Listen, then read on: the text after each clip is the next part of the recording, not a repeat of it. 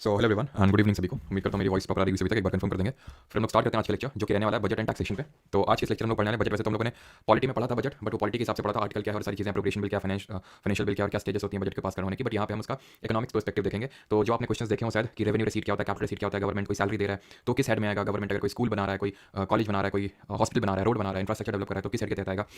And जो taxation से जिस तरह के क्वेश्चंस बनते हैं, वैसे तो क्वेश्चंस भी हम लोग देखेंगे, लेकिन जो भी आपके टाइप ऑफ क्वेश्चंस बनते हैं, जैसे कि अगर मान लेते हैं किस टाइप ऑफ टैक्स में आपका जो मार्जिनल टैक्स रेट होता है वो कम होता है, वो ज़्यादा होता है as compare to the average tax rate. तो इस तरह के जो क्वेश्चंस बनते हैं वो यहाँ पे हम सारी चीज़ें देखने वाले हैं। एक बार कंफर्म करेंगे कि सारी चीज़ें प्रॉपर हैं, फिर हम लोग स्टार्ट करते हैं आज का लेक्चर। और पिछले लेक्चर में हमने क्या क्या चीज़ें देखी थी, और भाई कल वाला लेक्चर पब्लिक था, ठीक है, तो ये मत समझना काफ़ी लोग फिर बोलेंगे कि सर कल वाला था तो हमने देखा नहीं, हमें लगा पब्लिक रहेगा। तो ये एज यूजुअल बाकी लेक्चर्स की तरह रहेगा। कल आप लोगों ने बोला था कि सर थोड़ा कॉम्प्लेक्स टॉपिक है और शादीवादी में जाना, तुमने कहा चलो ठीक है भाई। बाकी तो गुड इवनिंग सभी को। रोहित, निधि, दिनेश, अंतरिम बजट वाली वीडियो में पढ़ाया था, हाँ पढ़ाया था, बट वो चीज़, हाँ बिल्कुल मैंने वहाँ पे भी इस चीज़ को डिस्कस किया था। लेकिन यहाँ पे क्योंकि सारी चीज़ें हम एकदम कायदे से कर रहे हैं तो फिर कायदे से करेंगे, एकदम डिटेल में जितनी नीडेड है उतना ही करेंगे, बट आराम से समझ के करेंगे। सबसे पहले हम इसका बेसिक समझ लेते हैं, जो हमें रट्टा मारना है, ठीक है, जो हमें रट्टा मारना है पहले वो समझ लेते हैं बजट के रिगार्डिंग। तो सबसे पहले ये बात है कि भाई बजट जो शब्द है कॉन्स्टिट्यूशन में कहीं पे भी मेंशन नहीं है। वैसे तो पॉलिटी में चीज़ बताई है बट फिर भी ठीक है, तो कॉन्स्टिट्यूशन में ये कहीं पे भी मेंशन नहीं है। किस आर्टिकल में बजट को एक तरह से एनुअल फाइनेंशियल स्टेटमेंट के तौर पे मेंशन किया गया है, वार्षिक वित्तीय विवरण। उसी को ही हम सिनोनिमसली बजट बोल देते हैं। तो एनुअल फाइनेंशियल स्टेटमेंट यानी कि वार्षिक वित्तीय विवरण, ये किस आर्टिकल किस अनुच्छेद में दिया हुआ, जल्दी से आप कमेंट में बताएंगे।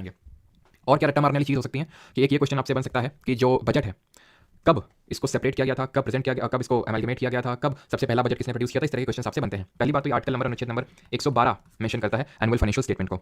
अब बजट की अगर बात करें, फिर एनुअल फाइनेंशियल स्टेटमेंट की बात करें तो इसको प्रेजेंट कौन करता है, जो बजट है इसको बनाता कौन है, सबसे पहले वो देख लेते हैं। तो इसको प्रिपेयर करने का काम होता है डिपार्टमेंट ऑफ इकोनॉमिक अफेयर्स का, डिपार्टमेंट ऑफ इकोनॉमिक अफेयर्स, जिसको कि हम हिंदी में बोलते हैं आर्थिक मामलों का विभाग, ठीक है, डिपार्टमेंट ऑफ इकोनॉमिक अफेयर्स, आर्थिक मामलों का विभाग है ये। और इसको प्रेजेंट कौन करता है, इसको प्रेजेंट करने का काम होता है फाइनेंस मिनिस्टर का, है ना। और आप में से कितने लोगों को ये पता है कि भाई जो डिपार्टमेंट ऑफ इकोनॉमिक अफेयर्स के जो लोग इन्वॉल्व होते हैं एक्चुअल में बजट की मेकिंग में, उन लोगों को एक तरह से हाउस अरेस्ट करके रखा जाता है, पार्लियामेंट के अंदर ही उनका सब फोन वापस ले लिया जाता है, वहीं पे खाने वाने सबका इंतजाम किया जाता है, लेकिन उनको आउटर वर्ल्ड से बाहर निकलने की अनुमति नहीं होती, ना ही फोन वगैरह कुछ रखने की अनुमति होती है।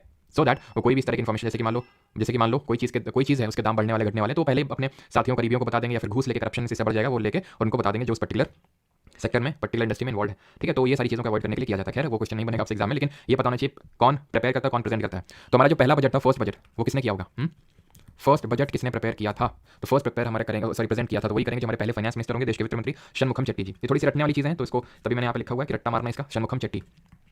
दूसरा कोई बताएगा, दूसरा किसने प्रेजेंट किया था दूसरा बजट। फिर एक क्वेश्चन बन सकता है कि मोस्ट नंबर ऑफ जो बजट्स हैं वो किस फाइनेंस मिनिस्टर ने प्रेजेंट किए। और ये भी इस बार क्वेश्चन हो सकता है बन जाए कि इन आर ओ से मेरा मतलब है कि लगातार किसने जो है बजट प्रेजेंट किए। तो सेकंड की अगर हम बात करें तो ये हमारे जो जॉन मथाई जी थे, ठीक है, और इनकी अध्यक्षता में एक कमेटी बनी थी, जिसने कि एक पार्लियामेंट्री स्टैंडिंग एक फाइनेंशियल कमेटी हमारी, उसके स्टैब्लिशमेंट को रिकमेंड किया था जॉन मथाई कमेटी ने। बताइए मोस्ट नंबर ऑफ बजट की अगर बात करेंगे, ये प्रेजेंट किए मोरारजी देसाई ने, ठीक है। मोरारजी देसाई जी ने टोटल 10 बार बजट प्रेजेंट किया। इन आर ओ पूछे मोस्ट नंबर ऑफ बजट, इन आर ओ का मतलब होता है लगातार, बैक टू बैक। ये भी मोरारजी देसाई ने किया टोटल 6 बार बैक टू बैक। और इसको अभी हमारी जो फाइनेंस मिनिस्टर हैं और हमारी first female full time finance minister, पहली तो फीमेल फाइनेंस मिनिस्टर अगर हम बात करें तो हमारी इंदिरा गांधी जी थी, लेकिन फुल टाइम नहीं थी। फुल टाइम हमारी पहली महिला बनी है निर्मला सीतारमण जी, तो उन्होंने भी इस पर्टिकुलर रिकॉर्ड को टच कर लिया 6 टाइम्स इन अ रो वाला, ठीक है। और अगर बात करें ये हो गया। और बाकी अगर हम बात करें सेकंड नंबर पे मोरारजी देसाई जी, तो फर्स्ट नंबर पे 9 बार बजट को प्रेजेंट किया पी चिदम्बरम ने, जो हमारे कांग्रेस के सांसद थे पी चिदम्बरम, और 8 बार प्रेजेंट किया हमारे भारत रत्न प्रणब मुखर्जी जी ने, ठीक है। अब एक चीज़ होती है इंतरिम बजट, ये क्या होता है, बट बिफोर दैट ये जो बजट हम अभी देखते हैं इसको जनरल बजट बोलते हैं, ठीक है। जनरल बजट बोल लो या फिर बजट बोल लो, इसमें जनरल बजट और रेलवे बजट दोनों मर्ज्ड हैं। रेलवे बजट आप अलग से नहीं सुनते हुए कि रेलवे का बजट प्रेजेंट किया गया, पहले ऐसे ही होता था।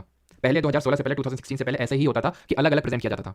ये प्रथा 1921 में स्टार्ट हुई। एक कमेटी बनी थी एक्वर्थ कमेटी, एक्वर्थ जी की चेयरमैनशिप में एक कमेटी बनी थी एक्वर्थ कमेटी। इसने रिकमेंड किया था ये जो जनरल बजट होता है और जो रेलवे बजट होता है इनको अलग अलग प्रेजेंट करो, ठीक है। यानी कि सेपरेट यानी अलग अलग जो प्रेजेंट करने की परंपरा है वो 1921 में एक्वर्थ कमेटी के रिकमेंडेशन पे स्टार्ट हुई थी। बट 2016 में कमेटी बनी बिबेक देबरॉय कमेटी, और इन्होंने रिकमेंड किया कि इनको अमेलगमेट कर दो, यानी कि एक साथ मर्ज कर दो। तो तब से ये मर्ज रूप में ही प्रेजेंट हो रहे हैं। अभी मैंने आपसे क्या बोला कि ये अंतरिम बजट क्या होता है, तो दो चीज़ें होती हैं, एक तो होता है इंतरिम बजट और दूसरा होता है फुल टाइम बजट। एक तो होता है इंतरिम और दूसरा होता है फुल टाइम बजट। अब इस बार आपने देखा कि इंतरिम बजट प्रेजेंट किया गया था हमारी जो फाइनेंस मिनिस्टर निर्मला सीतारमण जी के द्वारा। क्यों? क्योंकि इंतरिम बजट तब प्रेजेंट किया जाता है जब इलेक्शन ईयर होता है, जिस साल चुनाव होता है उस साल इंतरिम बजट लेके आता है फाइनेंस मिनिस्टर।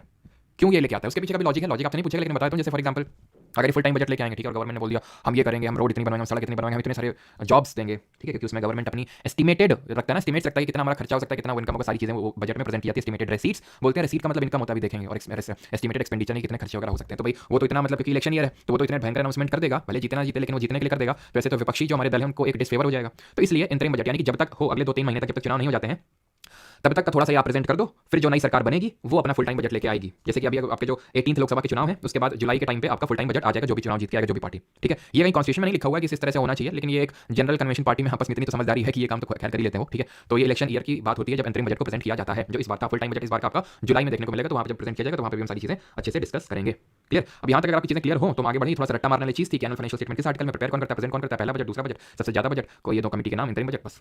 अच्छा, ये अंतरिम बजट वोट ऑन अकाउंट से अलग है। अगर आपको याद हो मैंने पढ़ाया था पॉलिटी में कि वोट ऑन अकाउंट क्या होता है। वोट ऑन अकाउंट होता है कि जैसे for example vote and account इस पहले होता था, अब तो खैर उतना नहीं है। जैसे होता ये था ना कि पहले बजट देर से प्रेजेंट किया जाता था। फाइनेंशियल ईयर शुरू होता है 1 अप्रैल से, मैंने आपको बताया था 1 अप्रैल से 31 मार्च तक चलता है फाइनेंशियल ईयर, वित्तीय वर्ष।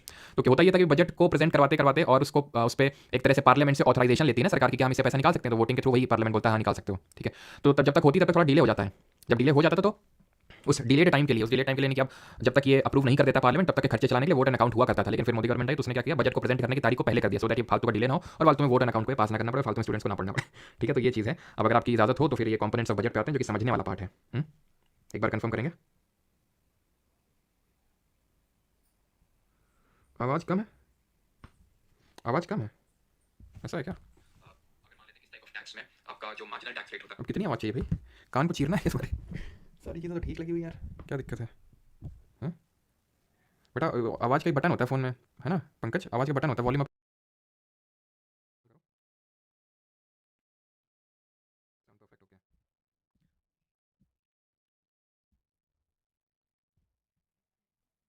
ठीक है, हाँ। चलो तो कंपोनेंट्स ऑफ बजट पे आते हैं। ठीक है, कंपोनेंट्स ऑफ बजट, तो बजट के दो कंपोनेंट होते हैं। बजट के दो कंपोनेंट होते हैं, एक रेवेन्यू जिसको राजस्व बोलते हैं, और दूसरा होता है कैपिटल यानी कि पूंजीगत। रेवेन्यू मतलब राजस्व और कैपिटल का मतलब होता है पूंजीगत। ठीक, अब आपका फुल अटेंशन होना चाहिए यहाँ पे, क्योंकि मैं रिपीट नहीं करूँगा, क्योंकि रिपीट करने का मतलब है कि फिर से बताना, और फिर से मैं इतने अच्छे से बता नहीं पाऊंगा। उसका पीछे का भी रीज़न है कि भाई फिर से बताने का मतलब एक एक कंपोनेंट को मुझे ध्यान से समझाना पड़ेगा फिर से, तो फिर से वो दोबारा लेक्चर लेना हो जाएगा एक तरह से। तो ध्यान से समझना इसको। ठीक, दो पार्ट होते हैं कंपोनेंट के, दो कंपोनेंट होते हैं बजट के, एक राजस्व और एक पूंजीगत। बजट ये दिखाता है कि कितना पैसा कहाँ से आया और कितना पैसा गया, कितना आया कितना गया। जो पैसा आया होता है, आया का मतलब है कि इनकम यानी कि उसकी आय, इनकम, इसी को हम बोलेंगे रेसीट। तो जब मैं रेसीट रेसीट चिल्लाऊंगा इसका मतलब है कि पैसा आया है गवर्नमेंट के पास। प्राप्ति हिंदी में बोलेंगे, क्या बोलेंगे हिंदी में? प्राप्ति। तो जब मैं प्राप्ति बोलूंगा तो इसका मतलब है रेसीट, इनकम हो रही है। जब मैं बोलूंगा एक्सपेंडिचर तो इसका मतलब है खर्चा। ठीक है, सिंपल, एक्सपेंडिचर का मतलब खर्चा। रेसीट में थोड़ा सा अजीब चलता है, रेसीट क्या होता है, इनकम होती है, बाकी एक्सपेंडिचर को एक्सपेंडिचर लिखूंगा यानी कि जो खर्चा होगा। ठीक, क्लियर इतनी बात कि पैसा आएगा या पैसा जाएगा। अब दो तरह का पैसा होगा, या तो वो रेवेन्यू वाला पैसा होगा, राजस्व वाला, या पूंजी वाला पैसा होगा, कैपिटल वाला। ठीक, यानी मैं ये बोल सकता हूँ कि एक बजट है, या फिर इसको एक इंसान से कंपेयर कर लो इस बजट को, और इसकी दो पॉकेट है। एक लेफ्ट पॉकेट है, लेफ्ट वाली पॉकेट को बोल दो रेवेन्यू वाला पॉकेट, राजस्व वाला, और राइट वाले को बोल दो कैपिटल वाला पॉकेट यानी कि पूंजी वाला। ठीक है, तो रेवेन्यू और कैपिटल मैंने दो हेड से डिवाइड कर लिया। इसमें भी पैसा आएगा, क्या भी पैसा आएगा और जाएगा, तो दो ही काम तो हो सकते हैं, और इससे पैसा जाएगा। इस वाली पॉकेट में पैसा आएगा, लेफ्ट राइट वाली में, और जाएगा, दो ही काम तो हो सकते हैं। आपकी लेफ्ट पॉकेट है, आप किसी को दे रहे हैं एक्सपेंडिचर, किसी से ले रहे हैं रेसीट। राइट वाली पॉकेट ले रहे हैं रेसीट, दे रहे हैं एक्सपेंडिचर, खर्चा। क्लियर? क्वेश्चन जो बनता है वो इस तरह से बनता है कि भाई लोन लिया दिया, वॉइस आई थिंक प्रॉपर आ रही होगी अभी से। ठीक है, मैंने थोड़ा वॉल्यूम रेस कर दिया है। तो क्वेश्चन इस तरह से बनता है कि भाई लोन वगैरह हो गया, सैलरी गवर्नमेंट देती है, क्योंकि बजट ही है। ठीक है, वो तो मैं तुम्हें पढ़ा रहा हूँ कि भाई एक इंसान है, लेफ्ट पॉकेट राइट पॉकेट, वही तुम अपने दिमाग में एनालॉजी ड्रॉ करके चलो। लेकिन पढ़ क्या रहे हैं? पढ़ रहे हैं सरकार पैसा कहाँ खर्च रही है और कहाँ से मिल रहा है पैसा सरकार को, यही ना? पैसा खर्च रही है और मिल रहा है, दो कैटेगरी में डिवाइड कर लेंगे इसको। एक वो पैसा जो अक्सर मिल रहा है, बार बार मिल रहा है, वो रेवेन्यू में आएगा। मैं आपको सिंपली कहीं कॉन्स्टिट्यूशन में नहीं लिखा हुआ है, ये आपको समझाने के लिए बता रहा हूँ, जिससे आप तुरंत क्वेश्चन को सॉल्व कर पाएंगे। कैपिटल वाले में कभी कभी, इसको ऐसे याद करो, अक्सर, अक्सर इस दुनिया में ठीक है, अनजाने मिलते हैं, चलो खैर कोई नहीं। कैपिटल की अगर बात करें, ये है कभी कभी, कभी कभी मेरे दिल में चलो ठीक है, तभी शायरी वारी हटाते हैं साइड में, तो ये चीज़ आप समझो, वो अक्सर वाला, ये कभी कभी वाला है। एग्जाम्पल आपको देते हैं अभी, रेवेन्यू रेसीट में आते हैं अभी, तो इसका रेसीट देखेंगे, इसका रेसीट देखेंगे, दोनों कंपेयर करेंगे, फिर इसका एक्सपेंडिचर देखेंगे, इसका एक्सपेंडिचर देखेंगे, दोनों को कंपेयर करेंगे। पैसा आ रहा है ना, पैसा मैं तुम्हें बोलता हूँ, तुम अपने हिसाब से रखना इसमें। तुम रेवेन्यू आ रहा है ना, तो रेसीट में ही रखोगे, या तो रेवेन्यू वाले में, कैपिटल वाले में, तुम रखना जो यहाँ भी रखना चाहो अपने हिसाब से। मैंने तुम्हें ये बताया जो अक्सर पैसा था, जैसे फॉर एग्जाम्पल तुम्हारा, मान लो कि तुम्हारा, जैसे तुम जाते हो शाम को, ठीक है, कहीं पे एक जगह है, ठीक है, छोटी सी काफ़ी जगह है, ठीक है, जहाँ पे कुछ लोग इकट्ठा ऐसे खड़े रहते हैं, ठीक है और तुम शाम को वहाँ पे जाते हो, कुछ मांगते हो, है ना, 5-10 रुपये का, तो वो तुम्हारा रोज का है, तो तुम्हारा रोज का है, तो किसमें रखोगे? इसमें रखोगे। तुम्हारा कोई दोस्त है तुमसे उधारी मांग रहा है, कभी कभी मांगता है उधारी, और रोज मांगेगा भी, तो तुम कौन सा रोज दे दोगे? रोज रोज थोड़ी उधारी दे दोगे, तो कैपिटल में इस तरह से रखोगे। तो मैं गवर्नमेंट के पर्सपेक्टिव से बोल रहा हूँ। ठीक, सैलरी को कहाँ रखोगे?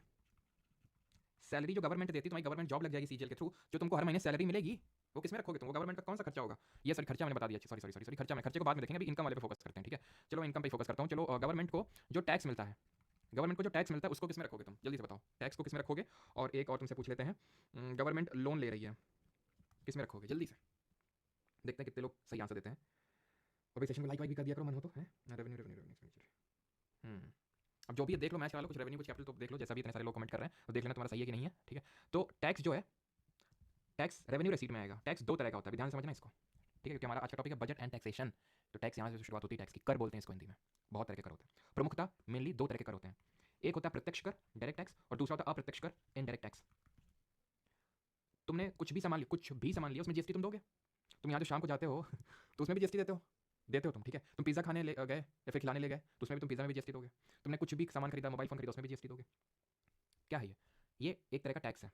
लेकिन जब तुम्हारी जॉब लग जाएगी, तुमको इनकम मिलने लगेगी, तो तुम टैक्स के दायरे में आने लगोगे, तो तुम्हें टैक्स देना पड़ेगा, वो अलग तरह का टैक्स है। अब यहाँ से हम थोड़ा सा टैक्सेशन को पहले समझ लेते हैं, टैक्सेशन के बारे में चीज़ें समझ लेते हैं, देन आगे थोड़ा सा बढ़ते हैं, ठीक है। टैक्स मैंने आपको बताया दो तरह का होता है। अब क्योंकि ध्यान रखना, इसको मैंने रसीद रेवेन्यू वाले कंपोनेंट में क्यों रखा, ये समझा देता हूँ कि इसलिए मैंने रखा क्योंकि टैक्स जो है अक्सर भाई गवर्नमेंट को जो टैक्स मिलता ही रहता बार बार मिलता है, इसलिए जो इसको हमने रेवेन्यू रसीद वाले में रखा। ये तो हम पहला पैरामीटर देख रहे हैं अभी एकदम लेमैन टर्म्स में, सिंपल टर्म्स में, कि अक्सर वाला रेवेन्यू में, कभी कभी वाला कैपिटल में। एक और होता है डिफरेंशिएशन का तरीका, लेकिन वो समझ ना पाते, थोड़ा सा डिफिकल्ट, इसलिए भी मैंने बताया, वो भी अभी देखेंगे।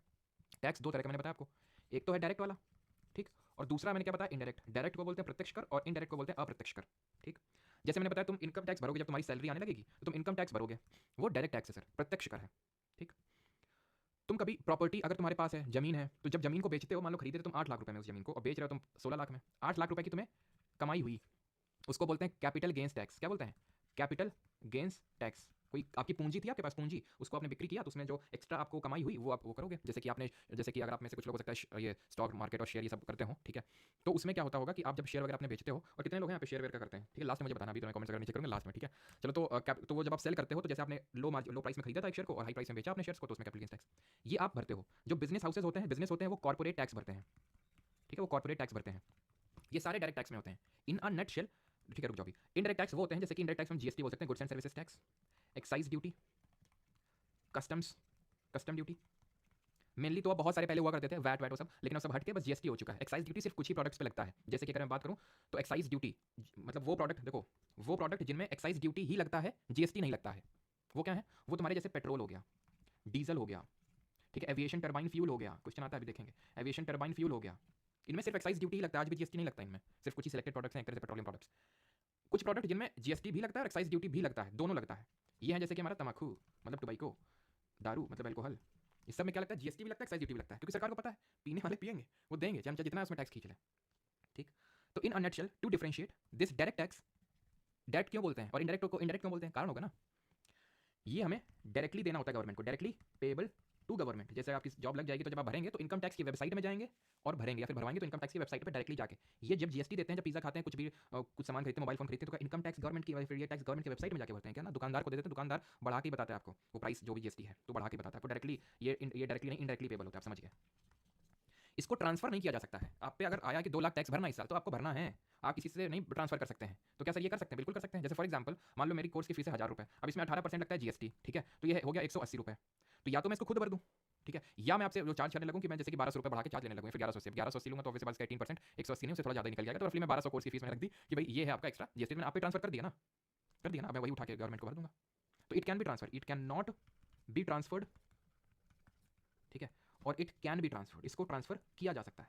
And the last and the final thing is this, कि जो डायरेक्ट टैक्स होता है, ध्यान से समझना, कि जो डायरेक्ट टैक्स होता है, जो डायरेक्ट टैक्स होता है ना, ये प्रोग्रेसिव होता है, प्रोग्रेसिव होता है। और वहीं अगर हम बात करें जो इनडायरेक्ट टैक्स होता है, इनडायरेक्ट टैक्स, ये काइंड ऑफ रिग्रेसिव टैक्स होता है, या फिर इसी को ही हम प्रोपोर्शनल टैक्स रेट भी बोल देते हैं, प्रोपोर्शनल टैक्स भी बोल देते हैं। अभी प्रोग्रेसिव और रिग्रेसिव का मतलब क्या होता है, या फिर प्रोपोर्शनल का मतलब क्या होता है।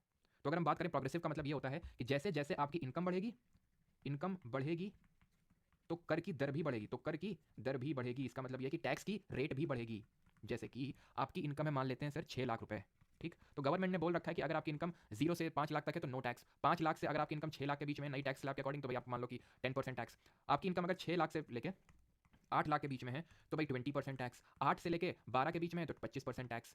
फॉर एग्जाम्पल कोई कमाता है 10 लाख रुपए, तो वो उसका 5 लाख तक में कोई टैक्स नहीं पड़ेगा, कोई टैक्स नहीं पड़ेगा। 5 से 6 लाख वाली इनकम में 10% रेट देना पड़ेगा, इस रेट से उसको भरना पड़ेगा। 6 से 8 लाख वाले में उसको 20% टैक्स देना पड़ेगा, ठीक है, 8 तक। और 8 से 10 लाख, वो 2 लाख जो एक्स्ट्रा है उसमें 25% देना पड़ेगा। अगर आप नहीं समझ में आ रहा तो कोई दिक्कत नहीं, जब कमाओगे तो समझ में आ जाएगा, ठीक है। तो इतना ऐसे ऐसे करके हमें टैक्स देना पड़ता है। अब ध्यान से समझना है क्वेश्चन जो बनाते हैं सी में, अब इस पर भी आते हैं, आराम से समझेंगे, ठीक है। अब इसको पहले समझ लेते हैं, टैक्स को पूरा शुरू किया तो एक क्वेश्चन आया था कि कौन सा टाइप ऑफ टैक्स होता है जिसमें कि मार्जिनल जो टैक्स होता है, जिसमें मार्जिनल जो टैक्स होता है वो कम होता है एज कंपेयर टू, सॉरी ज़्यादा होता है as compare to average tax rate, average tax rate.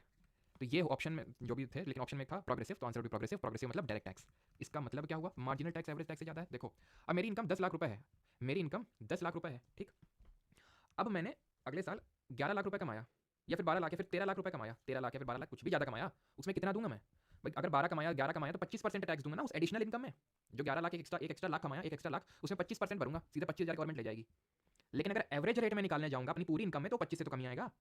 Simple सी बात है कि नहीं, क्योंकि पीछे वाले कम थे रेट, तो एवरेज जब टैक्स निकालूंगा 10, 20, 25, तो एवरेज वाला कम आएगा।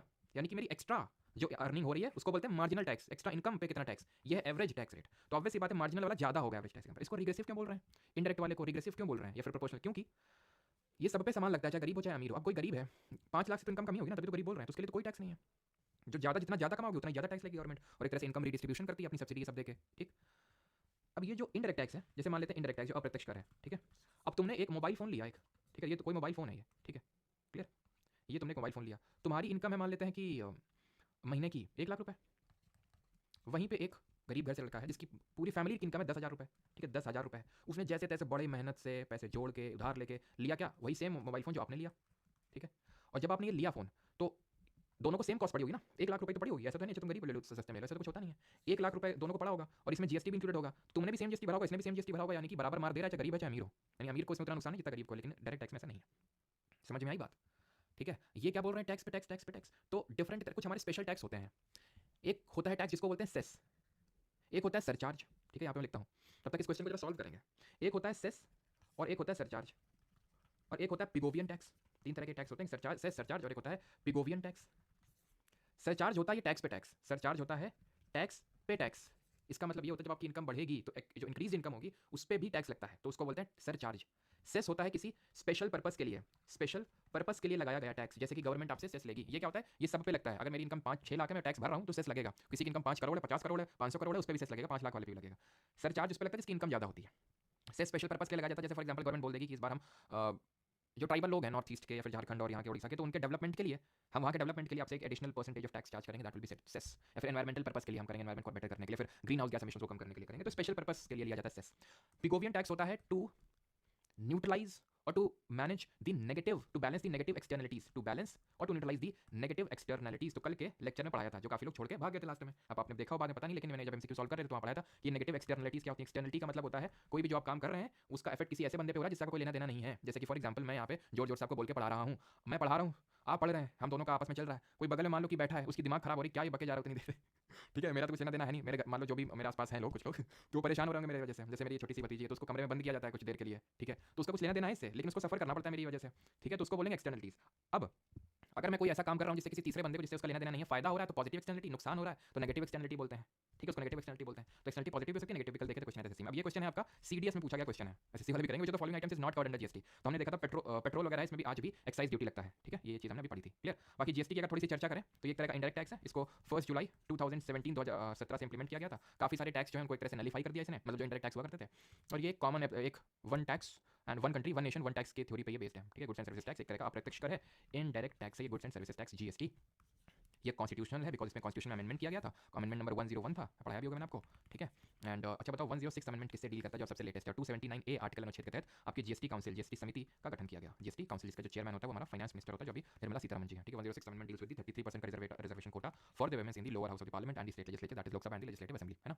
चलो किसी को कोई डाउट हो तो पूछ लो, फिर हम अपनी बैक उसी स्टोरी में आ जाते हैं। और ये हमारी अब लास्ट की स्टोरी हो जाएगी बिकॉज हमारे 2 टॉपिक था डिस्कशन के, तो एक तो हमने भैया देख लिया, टैक्सेशन वाला खत्म हो गया, अब बजट पे फिर से वापस आ गया। मार्जिनल टैक्स क्या है सर, यार बताते हैं, पानी पी ले।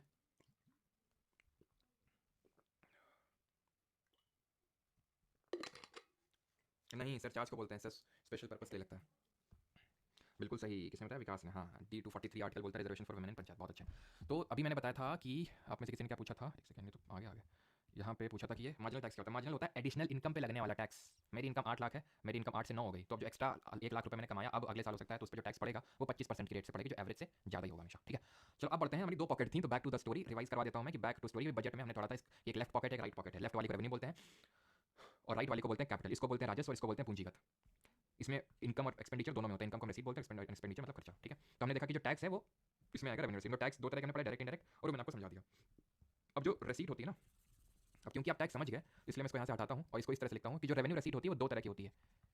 टैक्स रेसीट और नॉन टैक्स रेसीट मतलब पहली बात तो ये है कि मैंने आपसे पूछा था टैक्स किस में आएगा, तो आपने बता दिया कि रेवेन्यू में आएगा, रेवेन्यू रिसीट में आएगा। और लोन, क्योंकि लोन कभी कभी लेती है सरकार, ऐसा नहीं, क्योंकि आप खुद ही सोचो कि जैसे मैंने अभी आपको बताया, आपसे आपका दोस्त आपसे लोन मांगता है, तो क्या आप उसको मांग तो वो रोज रोज सकता है, लेकिन क्या आप रोज रोज दे देंगे लोन? किसी को नहीं देंगे। तो ये कभी कभी वाला खेल होता है लोन, ठीक है।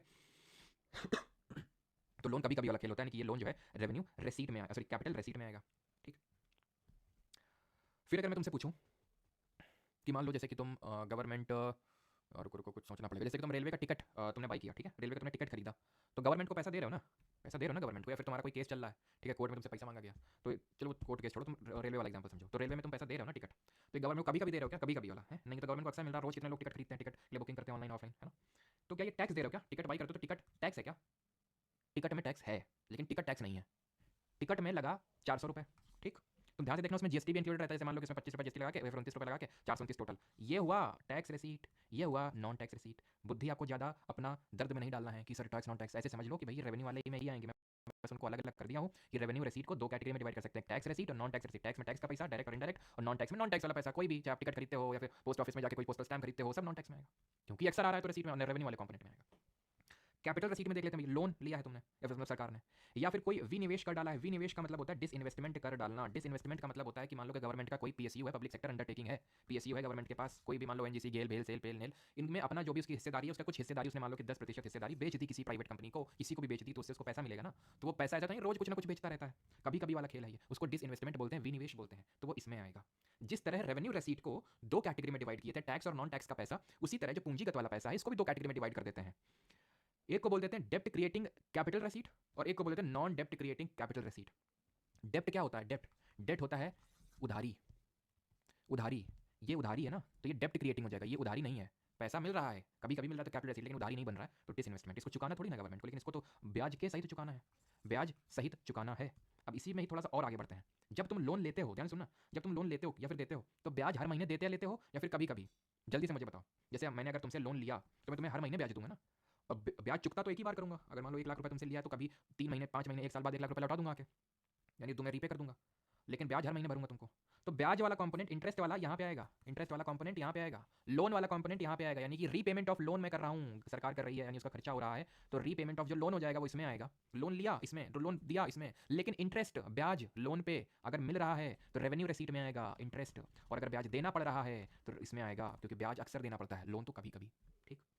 ब्याज में क्या होता है कि पैसा तुम्हें चुकाना है और ब्याज भी भरना है लोन में। एक होता है ग्रांट बोलते हैं एक को, ठीक है, एक सेकंड रुकना यहाँ पे, मैं नहीं तो हॉशपॉश हो जाएगा, एक ब्लैंक स्लाइड क्रिएट कर लेता हूँ। एक होता है ग्रांट, आप में से कितने लोगों ने सुना है ग्रांट, जिसको हिंदी में अनुदान बोलते हैं? कितने लोगों ने ग्रांट वर्ड सुना है? ग्रांट, ग्रांट को बोलते हैं हिंदी में अनुदान। अनुदान का मतलब होता है एक तरह से खैरात, और खैरात से जरा बताओ, दीवाने खैरात किसने सेटअप किया था? ये दीवाने जो खैरात है ये किसने सेटअप किया था डिपार्टमेंट? तो ग्रांट में ये होता है कि आपको पैसा नहीं देना है वापस, और ना ही ब्याज देना, लो हमारी तरफ से तुम ले जाओ, जियो ऐश की जिंदगी जियो तुम, ठीक है। तो वो जो ग्रांट है ना, वो रेवेन्यू वाले में आएगा। तो ग्रांट भी कभी कभी कभी से मतलब भीख की तरह मिलता रहता है, अक्सर मिलता रहता है। तो ग्रांट मिल रहा है तो रेवेन्यू रिसीट। ग्रांट देना पड़ रहा है सरकार को, मान लो भारत सरकार है वो किसी राज्य को दे रही है, फाइनेंस कमीशन वित्त आयोग भी पता 16 वित्त आयोग बना है ना, तो बोलेगा कि सरकार इस राज्य को दे दिया, फिर सरकार केंद्र सरकार अपने मन से किसी को दे रही है कि मान लो कोई नॉर्थ ईस्ट स्टेट है, वहाँ पे भूकंप कुछ आ गया, कुछ बाढ़ आ गई, तो उसको दे डाला, ग्रांट दे दिया, अनुदान दे दिया, उसको वापस नहीं करना उस राज्य को, लो जब तुम अपना जो करना करो। मैंने तुमसे बस इतनी बात बोल दी कि भाई जो ग्रांट है वो रेवेन्यू वाले में आएगा, ग्रांट ले रहे हैं तो रेसीट, रेवेन्यू रिसीट, ग्रांट दे रहे हैं तो रेवेन्यू एक्सपेंडिचर, कभी कभी दे रहे हैं, मन में अपने दिमाग में बिठा लो इस चीज़ को, ठीक। क्लियर है इतनी चीज़, ठीक है। और ये जो दीवाने खैरात मैंने पूछा था, ये फिरोज शाह तुगलक ने सेटअप किया था। दीवाने कोई मोहम्मद बिन तुगलक, दीवाने खैरात और दीवाने बंदगान, ये तो है खैरात मतलब डोनेशन देना, डिपार्टमेंट ऑफ स्लेव्स जिसको दीवाने बंदगान बोलते हैं, किसने किया था? वो फिरोज शाह तुगलक ने किया था, है ना। और दीवाने अर्ज जो कि मिलिट्री डिपार्टमेंट है वो बलबन ने किया था। खैर एक्सपेंडिचर पे आते हैं, ठीक है, खर्चे पे भी हैं हम लोग, उस पर अपनी फोकस बनाए रखना, ठीक है।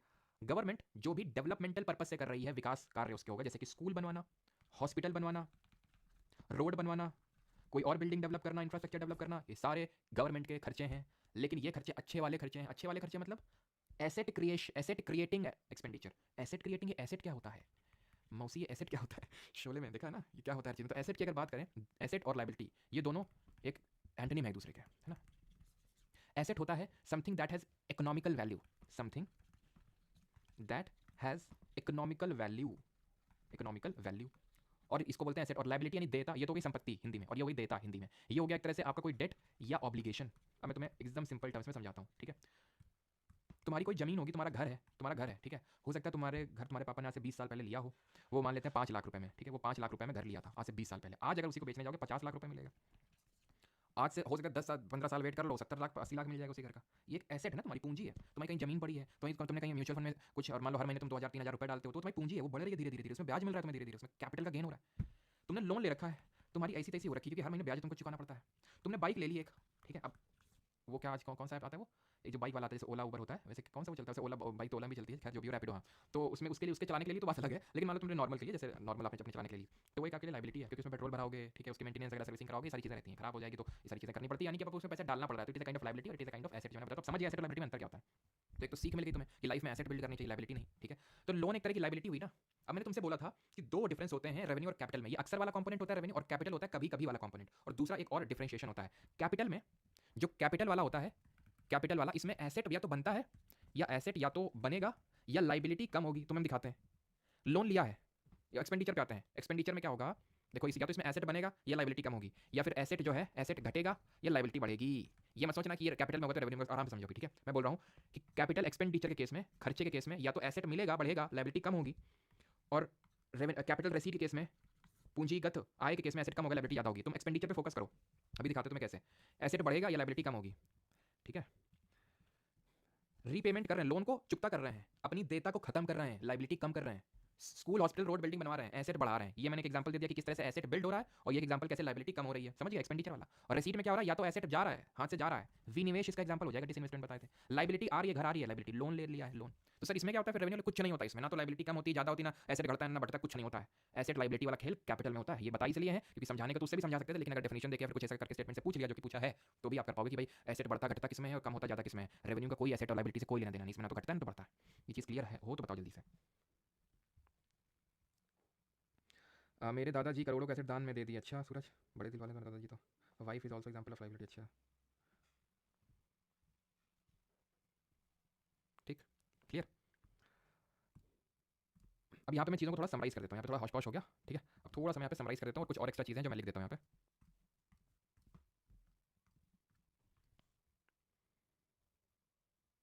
चलो समराइज कर देता हूँ, कंफ्यूजिंग लगेगा, वो थोड़ा सा डिफिकल्ट टॉपिक तो ही है, ठीक है। तो ये मैं फिर से बोलता हूँ, देखो बजट था, ठीक, मैंने बोला रेवेन्यू, ठीक है, ध्यान समझना, राजस्व, फिर मैंने बोला पूंजीगत, ये हमारी लेफ्ट पॉकेट और ये राइट पॉकेट। या तो रेसीट होगा, ठीक है, या तो आएगा या तो जाएगा, या तो खर्चा होगा, एक्सपेंडिचर होगा, ठीक। कैपिटल या तो आएगा या तो जाएगा, खर्चा होगा, या तो टैक्स का पैसा आएगा या बिना टैक्स पैसा आएगा। खर्चे, खर्चे ब्याज भर रहा है गवर्नमेंट, ब्याज भर रहा है, ठीक है। अभी तक जो मैंने पढ़ाया बस उतना बता रहा हूँ, अभी और भी इसमें हम देखेंगे, ठीक है। कैपिटल में क्या बताया था, रेसीट में पैसा आ रहा है, ठीक है। लोन का पैसा या तो आ रहा है, लोन का पैसा या तो जा रहा है, मतलब रीपेमेंट कर रहे हैं, लोन आ रहा है, लोन जा रहा है, लोन का ब्याज यहाँ इंटरेस्ट आ रहा है, और इंटरेस्ट मतलब इंटरेस्ट जा रहा है, ठीक है, खर्चा हो रहा है, और इंटरेस्ट आ रहा है, ठीक है, इंटरेस्ट आ रहा है, क्लियर, इस तरह से, ठीक है। तो इसको मैं यहाँ पे लिख देता हूँ ताकि कंफ्यूजन ना हो, लोन आ रहा है, लोन जा रहा है, आ रहा है को मैं नीचे से वो कर देता हूँ, लोन आ रहा है और यहाँ लोन जा रहा है, यहाँ पे इंटरेस्ट ब्याज जाता है रेवेन्यू वाले में, ठीक है, मोटा मोटा तुम समझ लो, ब्याज आता है रेवेन्यू वाले में और लोन इसमें आता है। अनुदान हमने बोला था, ग्रांट, ग्रांट भी इसी में आता है, अनुदान, ग्रांट अगर आ रहा है, सॉरी जा रहा है तो एक्सपेंडिचर, ग्रांट आ रहा है तो इनकम वाले में, लेकिन रहेगा रेवेन्यू वाले में, ठीक, इतना बताया। फिर मैंने बोला कि कोई अगर डेवलपमेंटल एक्सपेंडिचर है, डेवलपमेंटल यानी कि विकास कार्यों के लिए कोई खर्चा किया जा रहा है, स्कूल कॉलेज रोड ये सब डेवलप किया जा रहा है, तो ये कैपिटल पूंजीगत में आएगा, क्योंकि कभी कभी किया जाता है, ऐसा नहीं कि रोज गवर्नमेंट रोज स्कूल बनता है, कॉलेज बनता है, हॉस्पिटल बनता है, रोज रोज नहीं होता है, रोड कभी कभी होता है, बड़ा खर्चा होता है, ठीक। मैंने बताया कि जो कैपिटल वाला है, या तो इसमें आपका क्या होगा, एक तो डेट क्रिएटिंग होता है, नॉन डेट क्रिएटिंग होता है, इससे क्या डेट बढ़ रहा है हमारा, और नॉन डेट जैसे कि विनिवेश हो गया, डिसइन्वेस्टमेंट, ठीक। फिर मैंने आपको ये समझाया कि कैपिटल वाले में क्या होता है, या तो एसेट बनता बिगड़ता है या लाइबिलिटी बनती बिगड़ती है। खर्चा आप कर रहे हैं, पूंजीगत खर्चा कर रहे हैं, खर्चा कर रहे हैं ना, खर्चा कर रहे हैं, तो इसमें आपका एसेट बनता है। जैसे कि मैंने जमीन ली कहीं पे 8 लाख रुपए की, बैंक अकाउंट में तो दिखा 8 लाख चला गया, लेकिन कायदे से देखा गया तो मेरा एक एसेट क्रिएट हो गया है, इससे मुझे ब्याज भी मिलता रहेगा, है ना, है कि नहीं। तो एक एसेट क्रिएट हो गया ना जब मैंने डेवलपमेंट किया। या फिर हो सकता है कि मैंने कभी मैंने ब्याज लिया था किसी से, मैंने उसको चुकता कर दिया। तो एक तरह से जो कैपिटल एक्सपेंडिचर, इसको ऐसे जब भी कैपिटल एक्सपेंडिचर सुनो ना, अच्छी अच्छी फीलिंग लिया करो। जैसे मैंने तो ऐसे मेरे को ऐसे याद है वो कि मैं कैपिटल एक्सपेंडिचर सुनता हूँ ना, एकदम कलेजे में ठंडक आ जाती है। कलेजे में ठंडक का मतलब लोन चला गया या फिर मेरा कोई एसेट बन गया, तो कैपिटल एक्सपेंडिचर कितना अच्छा एक्सपेंडिचर है। और जैसे ही इसको मैं देखता हूँ कैपिटल रसीट को, तो मेरे दिमाग में जो है गर्मी छा जाती है कि भाई ये तो लोन या तो आ गया, या तो मेरा कोई एसेट चला गया। जब भाई डिसइन्वेस्टमेंट की सेल करी तो पैसा आया, लेकिन एसेट तो चला गया। डिसइन्वेस्टमेंट मैंने किया, मैंने बोला पापा मैंने जमीन बेच दी, तुमने बोला सुबह उठे पापा तुमने गुड न्यूज़ दी, पापा हमने जमीन जो थी वो हमने बेच डाली, पैसा आ गया, देखो पापा तुम ये कंटा मारेंगे क्यों, पैसा तो आ गया लेकिन एसेट चला गया, पापा हमने लोन ले लिया, कंटा पड़ जाएगा तुमको पापा का। यानी कि ये इसमें कंटा पड़ेगा, इसमें पापा शाबाशी देंगे, पीठ ठोकेंगे तुम्हारी, है कि नहीं। इसमें पापा न्यूट्रल रहेंगे, कुछ नहीं बोलेंगे, बेटा जो करो करो। इसमें ना तो एसेट जा रहा है ना लायबिलिटी का, कुछ नहीं हो रहा है। गवर्नमेंट को जो सैलरी देनी पड़ती है, सैलरी, पेंशन, सब्सिडी, क्योंकि बार बार देनी पड़ती है, तो रेवेन्यू वाले में आएगा, क्योंकि देना पड़ रहा है, खर्चा हो रहा है, तो एक्सपेंडिचर हो गया, एक्सपेंडिचर खत्म हो गया, ठीक है। अब जिसका डाउट हो तो पीछे करके देख लेना, क्योंकि अब इससे बेहतरी से हम इसको नहीं समझा सकते थे, ठीक है। क्वेश्चन से आप ज़्यादा समझ पाओगे। पल्लवी झा इसके पीछे का रीजन ये है कि पल्लवी झा जी पूछ रही हैं ग्रांट तो कभी कभी मिलता है तो वाई नॉट इन कैपिटल, क्योंकि ग्रांट जो है ना ये कभी कभी और अक्सर वाला तो तुम्हें समझाने के लिए, मतलब याद करने के आसानी के लिए बताया था, लेकिन मेन डिफरेंशिएशन तो ये एसेट और लायबिलिटी वाला होता है। ग्रांट से क्या, ग्रांट से क्या, ग्रांट जो मुझे अनुदान मिल रहा है, क्या मेरा कुछ एसेट बन रहा है, बिगड़ रहा है, लायबिलिटी बन रही है, बिगड़ रही है। अगर मैंने किसी को मान लो कि फॉर एग्जाम्पल मेरे को ग्रांट मिल गया, ठीक है, या फिर गवर्नमेंट ने कोई ग्रांट दे दिया, ग्रांट अगर दे दिया मान लो, ठीक है, तो उससे कोई लायबिलिटी कम हुई क्या गवर्नमेंट की, या फिर कोई एसेट बना क्या गवर्नमेंट का, नहीं बना। तो इसमें कोई एसेट लायबिलिटी का रोल नहीं है, बस इसलिए उसको रेवेन्यू में रखते हैं। हाँ, अब समझ में आ गया अंजलि कुमारी बोलने जब पापा वाला एग्जाम्पल दिया ना। करंट अफेयर मैगजीन में कूपन कोड अप्लाई नहीं हो रहा। अच्छा रैन जी, देखते हैं अप्लाई होने लगेगा। करंट अफेयर और बाकी करंट अफेयर मैगजीन मोस्ट को कल मिल जाएगी। ठीक है, क्लियर है यहाँ तक सभी? कोई डाउट तो नहीं? एक बार और बता दीजिए, तो अब क्वेश्चन की ओर बढ़े, नहीं तो फिर ये ना बोलना कि इधर लोग क्वेश्चन नहीं करवाए। मेन अभी नहीं क्वेश्चन में एक चीज़ तो अभी मेन तो छूटी हुई है, एंड दैट इज मेन चीज़ छूटी हुई। मेन तो नहीं, मतलब सारा ही मेन ही है। अगर सरकार के, अब ध्यान समझना, ठीक है, ये कोई ऐसी सेकेंडरी चीज़ नहीं पढ़ा रहा हूँ, ये भी बहुत मेन, इसे भी खूब क्वेश्चन आते हैं बस, लेकिन 5 मिनट का, ज़्यादा कोई लंबा नहीं है। ठीक है, और ये कोई इसी इसी का एड ऑन ही है जो भी पढ़े हैं, ये रेवेन्यू कैपिटल इसी का एड ऑन है। अगर गवर्नमेंट के खर्चे एक्सपेंडिचूरे, यानी कि जो खर्चा है वो रेसीट के बराबर है, ठीक है, यानी कि गवर्नमेंट का खर्चा उसकी आय के बराबर होता है बजट में, इस ऐसे बजट को बोलते हैं बैलेंस्ड बजट। ये बजट बैलेंस में है, यानी गवर्नमेंट के जो खर्चे हैं वो उसकी आय के बराबर हैं, तो इस तरह के बजट को बोलते हैं बैलेंस्ड बजट। ठीक, दूसरा केस लेते हैं जहां पे गवर्नमेंट का ये एक्सपेंडिचूरे ज़्यादा है रेसीट से, यानी कि खर्चा ज़्यादा हो रहा है, तो इसको बोलते हैं क्या, उल्टा कर लें इसको थोड़ा सा, गवर्नमेंट की इनकम ज़्यादा कर लेते हैं। ठीक है, इनकम ज़्यादा कर लो तो इसको क्या बोलेंगे। और तीसरा है जहाँ पे ये जो एक्सपेंडिचूरे है ये ज़्यादा है, एक्सपेंडिचूरे ये ज़्यादा है, ठीक है, किससे, रेसीट से। ऊपर वाले में क्या, इन गवर्नमेंट की इनकम ज़्यादा है, नीचे खर्चे ज़्यादा है, ऐसे बजट को बोलते हैं सरप्लस। सरप्लस मतलब अधिक में, ठीक है, सरप्लस बजट बोल देते हैं। और इसको बोल देते हैं जो तीसरे में डेफिसिट बजट। ठीक है, लिख तो नहीं रहा, ये आपका डेफिसिट बजट, यानी घाटे वाला बजट। डेफिसिट का मतलब होता है कमी किसी चीज़ की, तो पता होगा इंग्लिश में, वो कैबुलरी पढ़ते होगे, वो कैबुलरी तो उसमें पढ़ते होगे, डेफिसिट का मतलब घाटा होता है। ठीक है, तो डेफिसिट का मतलब है घाटा। अब हमें मतलब है डेफिसिट से, क्यों, क्योंकि गवर्नमेंट को डेफिसिट ही होता है, आज तक नहीं हुआ कि भैया सरप्लस हो या फिर वो। लेकिन you would be surprised to know that government, ये एक होता है हमारा बजट डेफिसिट। ठीक है, बजट डेफिसिट, ध्यान समझना एक चीज़, बजट डेफिसिट होता है। ठीक, गवर्नमेंट बोलती है हमेशा, आज तक कभी हुआ ही नहीं कि गवर्नमेंट का नेगेटिव में गया डेफिसिट, गवर्नमेंट बोलती है जीरो ना तो हमें, ना तो हम सरप्लस में, ना तो हम डेफिसिट में। चलो सरप्लस वाली बात तो समझ में आती है, सरप्लस तो नहीं हुई, लेकिन बजट में गवर्नमेंट बोलती है हम जीरो है, कोई खर्चा नहीं अपन का। ठीक है, लेकिन ये कैसे हो गया। अब बजट डेफिसिट का मतलब होता है total expenditure minus total income, या फिर टोटल रेसीट। रेसीट आप समझते हैं किसको बोलते हैं। ठीक है, तो ये टोटल एक्सपेंडिचर माइनस टोटल रेसीट, ये गवर्नमेंट का जीरो आता है। ऐसा कैसे हो गया कि जीरो आता है। ऐसा इसलिए होता है क्योंकि जो गवर्नमेंट है हमारी, वो फिस्कल डेफिसिट, राजकीय ये घाटा में बता देता है। जब हम राजकीय घाटे के पास जाते हैं ये पूरी पोल खोल के रख देता है। क्यों, कैसे, क्योंकि जो राजकोषीय घाटा है ना, ये जो राजकोषीय घाटा है ये बोलता है बेटा अपना बजट डेफिसिट उठा के लाना जरा, ले आए साहब। अब इसमें से जरा घटा तो दो तुम्हारी बोरोइंग्स को, जो तुमने उधार लियो ना, उधार हटा दो उसको जरा साहब, फिर तो नेगेटिव में आ रहा है लाख करोड़ में, बस हवा टाइट हो गई सरकार की, या कोई भी सरकार हो। तो यानी कि जो फिस्कल डेफिसिट है, क्वेश्चन बनता है ये क्या दिखाता है, ये गवर्नमेंट की बोरोइंग्स को दिखाता है। अब ये जीरो कैसे आ गया, क्योंकि गवर्नमेंट क्या करती है, गवर्नमेंट को जितना भी घाटा होता है उसको लगा भाई 10 लाख करोड़ का घाटा है, तो पैसा उठा लेती है, या तो विदेश से कहीं से, या तो फिर आरबीआई से पैसा उठा लेती है। तुम्हें लग रहा होगा ना कि लोन यहाँ पे गवर्नमेंट ले रही है, तुम्हें दिमाग में आया होगा, हो सकता है कि गवर्नमेंट यहाँ पे जो लोन ले रही है, गवर्नमेंट जो यहाँ पे लोन ले रही है, कहाँ से ले रही है लोन, तो इंडिया में अगर बात करें तो किससे लेगी भाई, गवर्नमेंट से ऊपर कौन है, आरबीआई से लेती है लोन। ठीक है, क्योंकि आरबीआई के पास खूब पैसा है। ठीक, तो गवर्नमेंट क्या करती है, लोन से उसको मैचअप कर देती है, जीरो दिखाने के लिए, देखो कितनी सुहानी चीजें सारी चीजें, लेकिन इतनी सुहानी होती नहीं। तो बोरोइंग जब इसे फिस्कल डेफिसिट देखते हैं तब पता चलता है। ये तो इसका एक फॉर्मुला हो गया। दूसरा फॉर्मुला अगर बात करें तो इसको इस तरह से रिप्रेजेंट किया जा सकता है, जो कि आपकी सीईआरटी बुक्स और भी कहीं डिफरेंट जगह में लिखा देखने को मिल जाएगा, क्वेश्चन भी इससे सही बनता है। दैट इज, क्योंकि खर्चे हैं तो पहले आप, सॉरी डेफिसिट घाटा, तो खर्चा पहले लिखोगे, total expenditure minus total receipt excluding borrowings, excluding borrowings, यानी बोरोइंग्स को घटा देना है, उससे हटा देना है, घटा देना है, तो बात एक ही निकल के आएगी। मान लो कि 10 लाख करोड़ का, 10 लाख करोड़ का गवर्नमेंट का खर्चा है। ठीक है, टोटल रेसीट गवर्नमेंट की इनकम है 5 लाख, मान लो गवर्नमेंट का है 8 लाख करोड़। ठीक है, 8 लाख करोड़ है गवर्नमेंट का टोटल इनकम।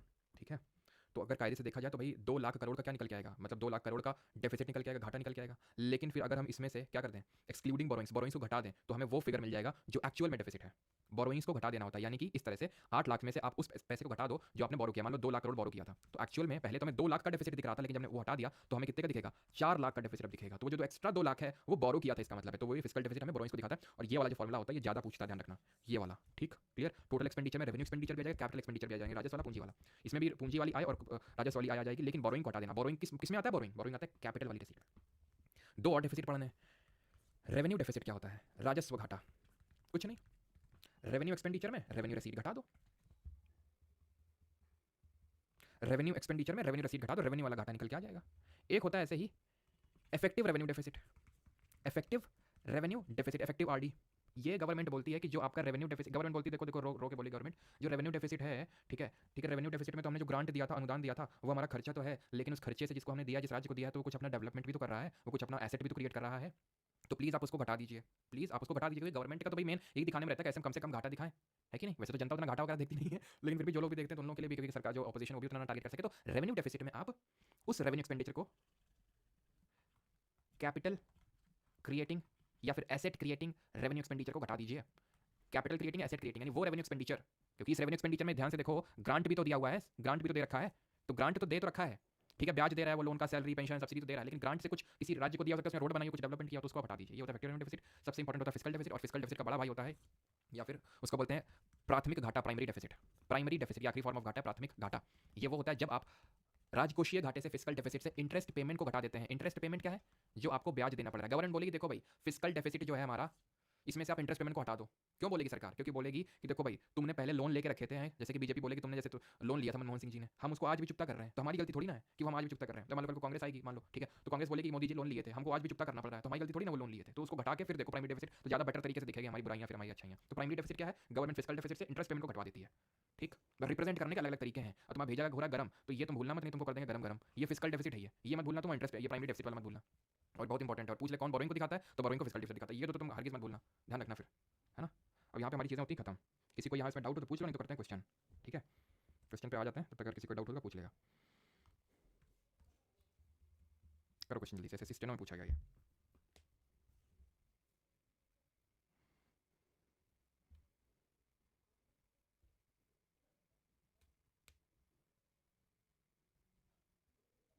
सर आप भी स्टॉक मार्केट में इन्वेस्ट करते हैं? हाँ करते हैं, थोड़ा बहुत कर लेते हैं। अच्छा तुम में से अगर किसी को करना हो, ठीक है, तो एक्चुअली एक फ्रेंड है मेरा वो इसी में से मतलब वो डील वील करता है काफ़ी, ठीक है, तो काफ़ी रिक्वेस्ट करा था भाई जब तुम इस टॉपिक को डील करना ना, तो बच्चों को एक लिंक दे देना। अगर वो क्या कि अगर इससे वो या फिर कोई उनका जानने वाला अगर कोई स्टॉक मार्केट जैसे ज़्यादा वगैरह एप्लीकेशन होते हैं, तो अगर वो करेगा तो उससे हमें क्या कि उसको तो कुछ नहीं होगा, लेकिन हमें थोड़ा बहुत उससे परसेंटेज कमीशन मिल जाता है शेयर करने से। तो प्लीज़ ऐसा कर देना। तो मैं नहीं होगा तो अगले लेक्चर में दे दूँगा, तो कर लेना, ठीक है। मतलब ऐसा कुछ होगा नहीं उससे, तो ये होता है कि मतलब जैसे आप करोगे तो उससे क्या है कि उसको थोड़ा बहुत कमीशन मिलता रहता है, उसमें आपका कुछ नुकसान नहीं होता ऐसा। तो काफ़ी मतलब मैंने मना तो किया उसको, लेकिन मान गया था। वैसे तो प्रमोशन वगैरह कभी है ना, जैसे काफ़ी बुक्स वगैरह और काफ़ी मतलब आते रहते हैं, मैंने कभी किया नहीं, कभी नहीं किया, ठीक है। लेकिन अब दोस्त के आगे कोई बोल सकता है क्या चलो हाँ, ट्रेडिंग सिखा दो क्यों नहीं। फॉल्स स्टेटमेंट कौन सा है? There is no future obligation to return the amount in case of revenue receipts. ठीक है, सही है, कोई फ्यूचर ऑब्लिगेशन नहीं होता, बिकॉज डेट क्रिएटिंग नहीं होता है। टैक्स स्लैब के बारे में कुछ समझ नहीं आया सर, थोड़ा एक्सप्लेन कर दीजिए। टैक्स स्लैब के बारे में हमने समझा ही क्या टैक्स स्लैब के बारे में? वो तुम्हें अगर नहीं समझ में आ रहा है तो ऐसे समझ लो कि भाई जैसे आपकी इनकम बढ़ेगी तो टैक्स बढ़ता है। मैंने बताया तो इसीलिए, अगर तुम्हें समझ नहीं आ रहा है तो तुम जब भरना स्टार्ट करोगे तो अपने आप समझ में आ जाएगा, ठीक है। हाँ पहले हमको भी ज़्यादा, हाँ बिल्कुल सौरभ ने ऐसे यहाँ पे ऐड ऑन किया, अभी बताते हैं सौरभ, ठीक है। प्लीज क्वेश्चन को डील कर लेते हैं। सौरभ ने पूछा ट्विन डेफिसिट क्या होता है, वेरी गुड, ठीक है, अच्छा क्वेश्चन है। तो ये पहली बात तो है, there is no future obligation to return the amount in case of revenue receipt, सही है। Profit earn through Indian railway is part of non tax revenue, बिल्कुल। इंडियन रेलवे जो टिकट वाला बताए थे नॉन टैक्स रेवेन्यू होता है। Fees and fine, fees और फाइन कलेक्टेड एग्जाम्पल ऑफ गलत है। फीस हो गया, ठीक है, फाइन हो गया, ये अक्सर होते रहते हैं, तो रेवेन्यू वाले कंपोनेंट में जाएंगे, तो उसको ऐड कर लेना उसमें। रिकवरी कर रहे हैं लोन की तो कैपिटल। अब जो आप में से किसने पूछा था, जिसने पूछा था, आई थिंक किसने पूछा था, जिसने पूछा था बहुत अच्छा नाउट था, उसको पहले डील कर लेते हैं, देन आते हैं इस पे, ठीक है। क्वेश्चन पूछा था ट्विन डेफिसिट क्या होता है। तो ट्विन डेफिसिट होता है, एक्चुअली ये मैं पढ़ाऊंगा आपको आगे, क्योंकि ट्विन डेफिसिट होता है इसलिए मैंने यहाँ पे उसका ऐड ऑन नहीं किया। Fiscal deficit plus, fiscal deficit plus जो करंट अकाउंट डेफिसिट है। अब तुम करंट अकाउंट डेफिसिट मैंने क्योंकि तुम्हें पढ़ाया नहीं तो तुम्हें समझ आएगा नहीं, तो इसलिए मैंने इसको यहाँ पे बताया नहीं। ट्विन डेफिसिट तो फिस्कल डेफिसिट और अगर करंट अकाउंट डेफिसिट दोनों गवर्नमेंट को तो उसको ट्विन डेफिसिट बोलते हैं, ठीक है। तो इस चीज़ का ध्यान रखना। बाकी इसमें आप एक चीज़ और ऐड कर सकते हो, दैट इज एक्सपेंडिचर में आपका फाइन आ जाएगा, ठीक है, फाइन वगैरह आ जाएगा। और अगर आप फीस लेते हो, ठीक है, फीस अगर गवर्नमेंट या फिर फाइन अगर गवर्नमेंट देती तो नहीं लेती है फाइन, ठीक है, तो फाइन इसमें आ जाएगा, मतलब रिसीट वाले में आ जाएगा, ठीक है। और फीस अगर आप भरते हो तो सब इसी में आएगा, है ना। चलो अगले क्वेश्चन पे आते हैं, और ये है क्वेश्चन नंबर दूसरा। करो। Government shows the primary deficit of इतना रुपए और the revenue expenditure interest payment is इतना इतना, तो बता दो फिस्कल डेफिसिट कितना, जल्दी से बताओ, इतना कितना इतना। गाइस बाई पॉन्डियक सही क्या चल रहा है अभी से यहाँ पे? एडवाइस चल रही तुम्हारी है, कोई ब्लॉक करना पड़ेगा। एडवाइस चल रही है यहाँ पे भाई साहब की, ये वाला स्टॉक खरीद लो बोल रहे हैं मतलब सेबी की तरफ रजिस्टर्ड हो जाओ, अभी काफ़ी सेबी एक्शन में, एक्शन मोड में है ना। तो यहाँ पे प्राइमरी डेफिसिट इतना है, और ठीक है प्राइमरी डेफिसिट इतना है, तो प्राइमरी डेफिसिट का फॉर्मुला पड़ा था fiscal deficit minus interest payment. Fiscal deficit पूछा है, इंटरेस्ट पेमेंट, इंटरेस्ट किसमें आता है? रेवेन्यू वाले में आता है ना, देखो उसमें लिख दिया कितना अच्छा है, 400, 400 इसमें जुड़ जाएगा, बन जाएगा 7300, है ना। Expenditure of the government on health facilities education fixed asset acquisition किसमें आएगा? हेल्थ फैसिलिटी, शिक्षा, फिक्स्ड एसेट, एसेट का क्रिएशन किसमें होता है? राइट वाली पॉकेट में होता है, कैपिटल एक्सपेंडिचर में होता है, ऑप्शन नंबर सी।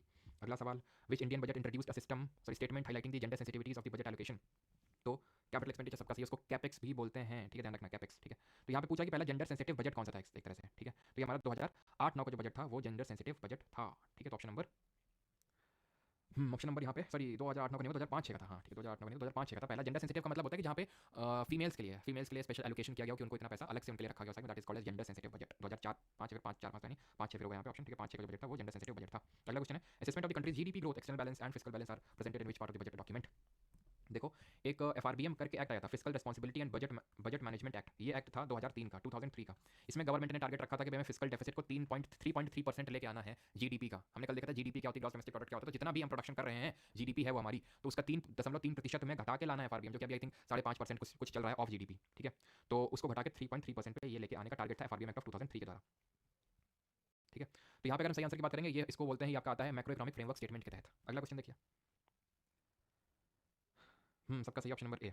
तो अगला क्वेश्चन हमारा कि विच of the following is an example of capital receipt in the government budget. तो निम्नलिखित में से कौन सा सरकारी बजट में पूंजीगत प्राप्ति का उदाहरण है? पूंजीगत कैपिटल रसीट, कैपिटल रसीट मतलब लॉन्ग टर्म वाला है, कभी कभी वाला है, और एसेट कैपिटल रसीट मिल रहा है यानी कि मेरे भेजा गर्म हो रहा है, तुम्हारे पापा तुम्हें पिटाई करेंगे अभी, ठीक है? एक्सपेंडिचर करते तो पीठ थपथपाते तुम्हारे, अच्छा कलेजे को ठंडक मिलेगी तुम्हें भी उन्हें भी, यहाँ पे तुम्हारा दिमाग गर्म होगा। Capital receipt, sale of government bond, income from government owned enterprises, ये है सिंपल। टैक्स वाला तो रेवेन्यू में, ग्रांट रेवेन्यू वाले में जाएगा। और एक चीज़ ध्यान रखना, गवर्नमेंट अगर अपनी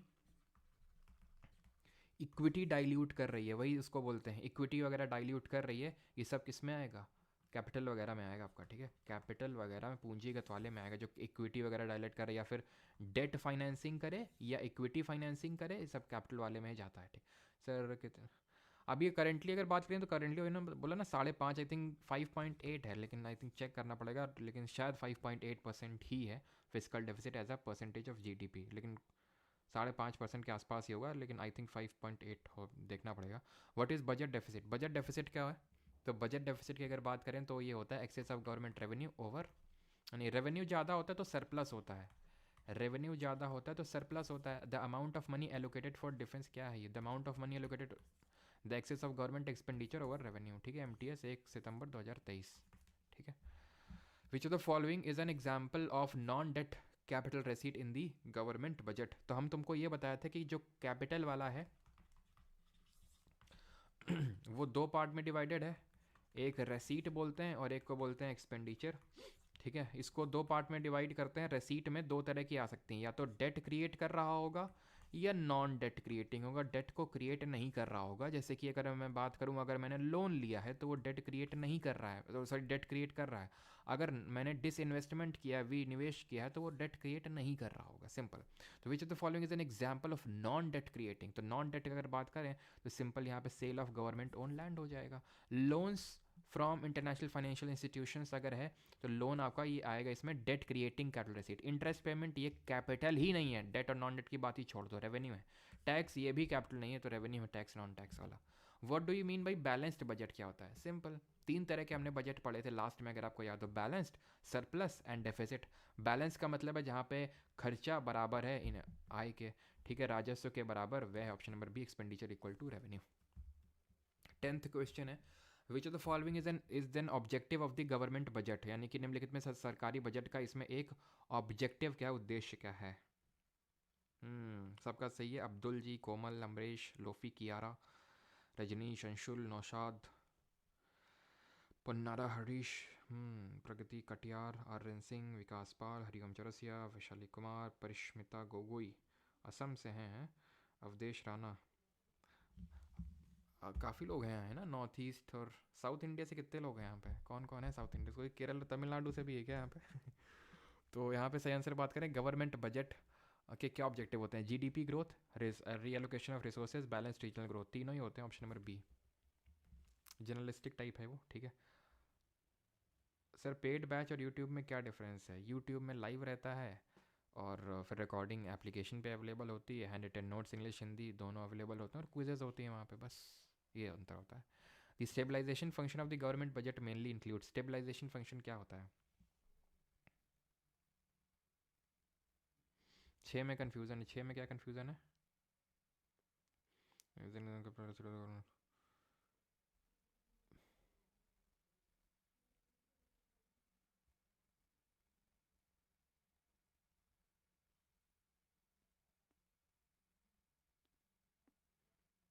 okay okay okay okay okay okay okay okay okay, ठीक। यहाँ पे सेल नहीं हो रही है, ओके ठीक है। यहाँ पे जो गवर्नमेंट ओन्ड एंटरप्राइज है उसकी सेल नहीं हो रही है, उससे इनकम हो रही है, ठीक है? तो इनकम तो सक्सेसिव है, यानी रिकरिंग इनकम होती है, यानी कि बार बार होगी वो इनकम, बिल्कुल सही है। यहाँ पे सेल हो रही है, ठीक है? सेल ऑफ गवर्नमेंट बॉन्ड्स, मुझे लगा यहाँ पे जो गवर्नमेंट ओन्ड एंटरप्राइज है उसकी सेल हो रही है, सेल नहीं हो रही है, बस उससे इनकम आ रही है, बिल्कुल ऑप्शन नंबर ए आंसर होगा इसका, ठीक है? तो अगला क्वेश्चन था हमारा, ये हो गया, the stabilisation function of the government budget mainly includes, तो इसमें एलोकेशन ऑफ रिसोर्सेज, इंटरवेंशन, तो इसमें ऑप्शन नंबर बी होगा, ठीक है? स्टेबलाइजेशन फंक्शन में होता है कि जब गवर्नमेंट इंटरवीन करती है टू एक्सपैंड और to reduce the demand, stabilise करने के लिए इकोनॉमी को, वो या तो एक्सपैंड या फिर रिड्यूस करने को डिमांड को, वो इन्फ्लेशन डिफ्लेशन जब पढ़ोगे तो समझ में आएगा। विच ऑफ द फॉलोइंग, कल वाला टॉपिक इन्फ्लेशन का ही रहेगा, ठीक है? मुद्रास्फीति। विच of the following items is not a part of the non plan revenue expenditure, का हिस्सा कौन सा नहीं है? दो एक्सपेंडिचर को भी ना कभी कभी हम दो हिस्सों में डिवाइड कर देते हैं, एक प्लान्ड और दूसरा नॉन प्लान्ड। नॉन प्लान में आता है जैसे कि आपकी सैलरी पेंशन, आपसे पूछा है नॉट अ पार्ट हो, तो सैलरी पेंशन सब्सिडी, ठीक है, और ये सब जो आते हैं ये आपके नॉन प्लान में आते हैं, क्योंकि ये तो बार बार के इनको कोई प्लान थोड़ी ना करता है। जो असिस्टेंस वगैरह होता है, central assistance for state and UTs, ये आपका प्लान में आता है। तो पूछ रहा नॉन प्लान में कौन सा नहीं है। देखो, जब हमारा वित्त आयोग बनता है, फाइनेंस कमीशन बनता है अंडर आर्टिकल, विच आर्टिकल बताओ कमेंट में जल्दी से। तो हमारा 15th बना था, एन के सिंह वाला था, एन के सिंह जी की चेयरमैनशिप में। 16th अभी बना है अरविंद पनगड़िया जी की रिकमेंड मतलब अध्यक्षता में उसका गठन किया जाएगा, फिर वो अपनी रिकमेंडेशन देगा बाद में, बहुत बाद में 2026 में। लेकिन 15th वाले ने दिया कि भाई इतना पैसा ग्रांट के तौर पे देना है स्टेट को, इतना परसेंट जो तुम्हें टैक्स मिलता है उसका 40% डायरेक्ट टैक्स का तुम्हें स्टेट्स के साथ शेयर करना है। तो एक तरह से जो असिस्टेंस वगैरह होता है ये प्लान्ड वे में होता है, तो प्लान्ड एक्सपेंडिचर बोलते हैं। Salary pension subsidy defence service, ये सब इसके लिए प्लानिंग थोड़ी ना करनी पड़ती है, ठीक है। तो ये आपका इसमें आएगा नॉन प्लान में, और नीचे वाला आएगा आपका प्लान्ड में, ठीक है। नॉन प्लान और नीचे वाला प्लान्ड में आएगा। 13th है identify the correct statements regarding the budgetary deficit. तो जो बजट डेफिसिट होता है उसके रिगार्डिंग यहाँ पे स्टेटमेंट दिए हुए हैं। Deficit acts as a flow that adds to the stock of the date.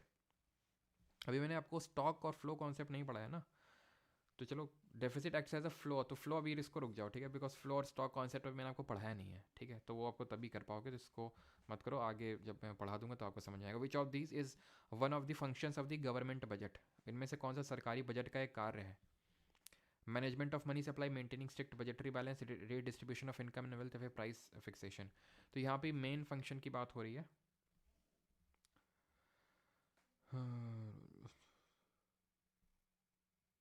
Sonetto series app पर क्लास होती है या यूट्यूब पे? यूट्यूब पर पढ़ी है मोटिवेशनल जी, प्लेलिस्ट बनी हुई है।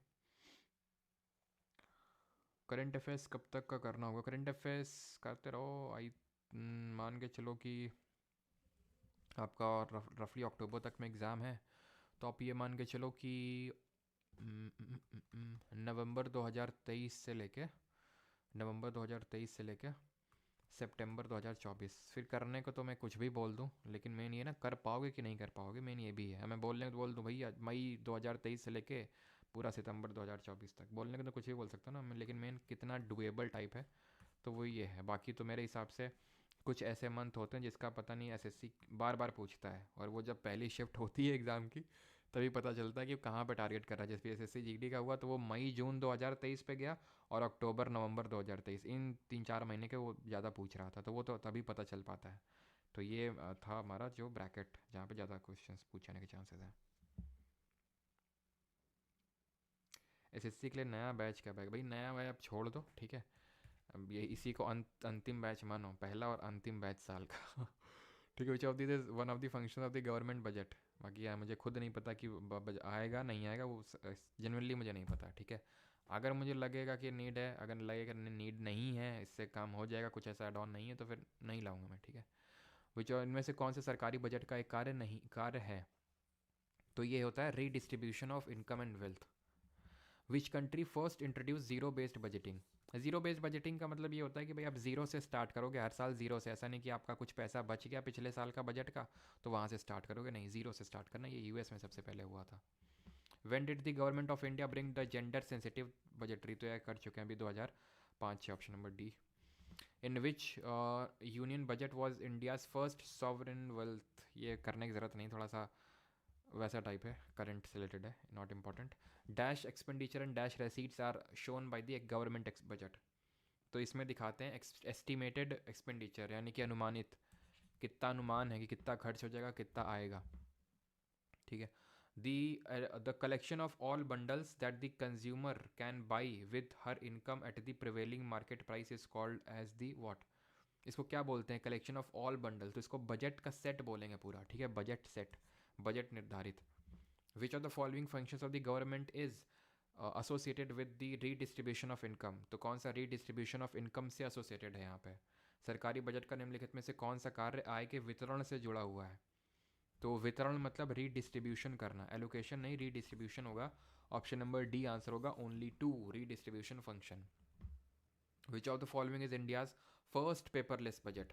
तो पहला पेपरलेस बजट ये कोविड के टाइम पे आया था, ठीक है, 2020-21 में आया था, या फिर 21-22 में आया था, आई थिंक ये 20-21 में आया था ना। आई थिंक 20, हाँ 20-21 नहीं, 2019 में कोविड आया था, 19 में कोविड आया था, देन 20 में प्रेजेंट किया गया होगा, 20-21 वाला 21-22 हो गया इसका, ठीक है। Option number D, union budget of 21-22, ठीक है, 21-22 में हुआ था। The which of the following given statement about the union budget is और आर ट्रू, यूनियन बजट के संबंध में कौन से ट्रू है, बताइए जल्दी से। वोट ऑन अकाउंट और इंतरिम बजट के बारे में चीज़ें दी हुई हैं, जल्दी से बताइए।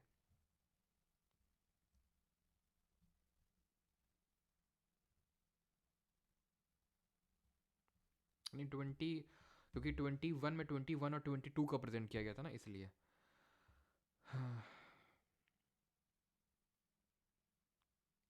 सर शेष अय्यर को सेंट्रल कॉन्ट्रैक्ट से क्यों हटा दिया, पता नहीं यार क्यों हटा दिया।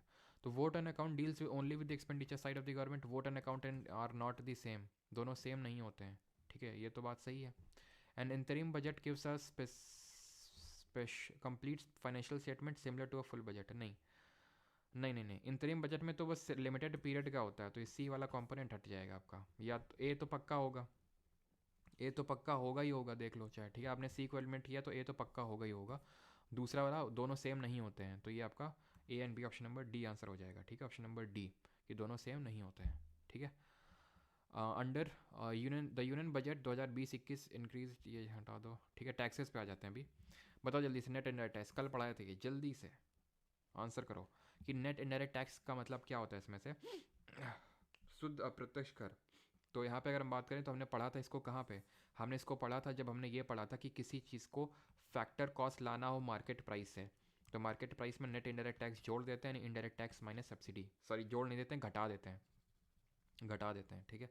तो इनडायरेक्ट टैक्स घट जाएगा, सब्सिडी जुड़ जाएगी, क्योंकि जब माइनस अंदर जाएगा तो उस तरह से होगा, ठीक है। कोई बात नहीं अभिषेक झाकर जी, लेकिन इतना सा भी लाल लाल काहे बना देते हैं, ये क्या है लाल लाल, ये किस चीज़ का सिंबल होता है ये लाल लाल। In which type of tax is the marginal tax rate higher than the average tax rate, बताइए जल्दी से, इसी क्वेश्चन की बात कर रहा था।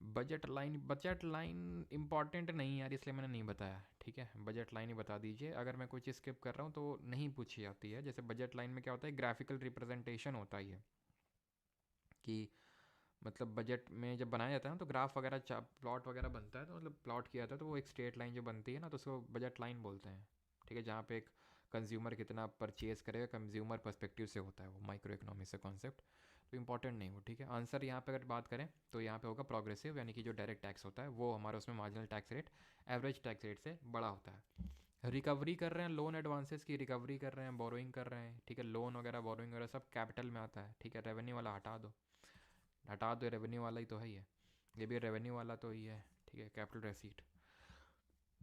विच of the following is a source of tax revenue, tax का कौन सा सोर्स है इसमें,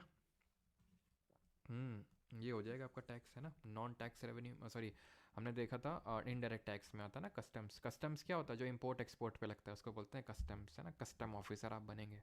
usually the reduction in the taxes will have dash multiplier effect compare to an increase in government spending on aggregate demand. आज प्यास बहुत लग रही है, पता नहीं क्यों।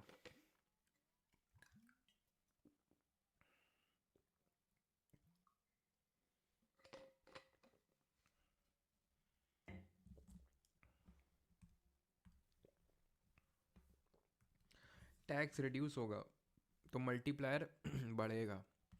मल्टीप्लायर क्या होता है, अब वो मनी एंड बैंकिंग में ढंग से समझ में आएगा, समझ आ जाए तो ठीक है, नहीं तो आगे समझ में आएगा। ये मल्टीप्लायर होता है जैसे कि अगर मेरे हाथ में पैसा है तो मैं उसको उधारी दूंगा, उससे ब्याज मिलेगा, सिंपल।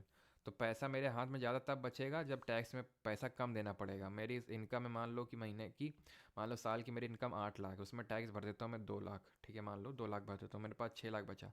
फॉर एग्जाम्पल अगर मुझे 1 लाख ही टैक्स भरना पड़े, मेरे पास 7 लाख, मेरे पास जो एक एक्स्ट्रा लाख बचेगा उसको खर्च करूँगा मैं, लोन पे दूँ, कुछ भी करूँगा, तो उससे इकोनॉमी में पैसा घूमेगा घूमेगा तो मल्टीप्लाई होगा, बढ़ेगा वो, ठीक है, ऐसे। हाँ तो भैया डेविड रिकार्डो जी क्या बोल रहे हैं, according to David Ricardo during high deficit situation taxation and borrowings are dash means of spending, तो जब बहुत ज़्यादा डेफिसिट होता है, घाटा होता है, तो जो टैक्सेशन आपसे लिया जाता है या फिर गवर्नमेंट बोरो करती है तो इक्विवेलेंट मीन्स ऑफ स्पेंडिंग होता है, ठीक है, घाटे को बराबर करने के लिए, इक्वलाइज करने के लिए वो ये काम करती है गवर्नमेंट, ठीक है। नेट इनडायरेक्ट टैक्स, वही रिपीटेड क्वेश्चन, इनडायरेक्ट टैक्स मैंने subsidy. Proportional tax would help to reduce the autonomous expenditure multiplier because proportional tax कौन सा टैक्स होता है, जल्दी से बताओ, डायरेक्ट कि इनडायरेक्ट, जल्दी से। प्रोग्रेसिव होता है डायरेक्ट वाला, और प्रोपोर्शनल और या फिर रिग्रेसिव होता है इनडायरेक्ट वाला। तो इनडायरेक्ट टैक्स अगर लगाओगे तो will help reduce the autonomous expenditure multiplier because, क्योंकि जैसे आप टैक्स बढ़ाओगे तो एमपीसी घट जाएगा। ठीक है, taxes reduce MPC, option number D. MPC क्या है? एमपीसी है मार्जिनल प्रोपेंसिटी टू कंज्यूम, इसका फुल फॉर्म होता है मार्जिनल प्रोपेंसिटी टू कंज्यूम। कई बार फुल फॉर्म ही पूछ लेता है। इसका मतलब ये होता है कि अगर आपके पास एक्स्ट्रा पैसा बच रहा है, आपको टैक्स में पैसा कम देना पड़ रहा है, तो आप उससे कितना खर्च कर रहे हैं रादर दैन सेव कर रहे हैं। That is called marginal propensity to consume. Consume करेंगे तो खर्च करेंगे, है ना, उपभोग करेंगे। उपभोग से याद आना चाहिए को सी प्लस जी प्लस आई प्लस एक्स माइनस एम, ये क्या है, कल पढ़े थे, ये क्या चीज़ होती है। तो मार्जिनल प्रोपेंसिटी टू कंज्यूम की अगर बात करेंगे तो ये कम होगी, क्योंकि टैक्स बढ़ेगा तो मेरे पास हाथ में पैसा नहीं बचेगा, तो कंज्यूम क्या करूँगा मैं। तो ये होता है हमारा expenditure method to calculate the national income. राष्ट्रीय आय कैलकुलेट करने के तीन मेथड हम लोगों ने देखे थे, एक एक्सपेंडिचर मेथड, एक वैल्यू एडेड मेथड, और एक इनकम मेथड। तो उसमें ये एक्सपेंडिचर मेथड है। सीबीआईसी, और इसमें से कौन सा लेटर इंपोर्ट को दिखा रहा है, जल्दी से बताइए। सीबीआईसी का फुल फॉर्म क्या होता है? तो CBIC central board of indirect taxes and customs, और यहाँ पे इंपोर्ट को दिखा रहा है एम, और आई दिखा रहा है इन्वेस्टमेंट को। यहाँ पे ख़त्म होते हैं, बस एक क्वेश्चन और कर लो और उसके बाद घर जाओ सभी लोग, है ना। चलो, और भगदड़ के साथ कोई नहीं निकलेगा, ध्यान रखना। लिस्ट 1 को लिस्ट 2 से मैच करना है। करो जल्दी से। कॉस्को किस में रखोगे?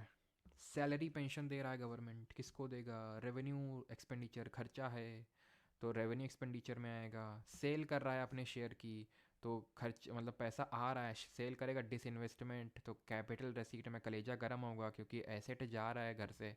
इंटरेस्ट रेसीट मिल रही है, इंटरेस्ट का तो भाई रेवेन्यू में ही आता है। इंटरेस्ट रेसीट है मतलब रेवेन्यू, एक्सपेंडिचर है, मत इसको लगा देना, तो किस में आएगा?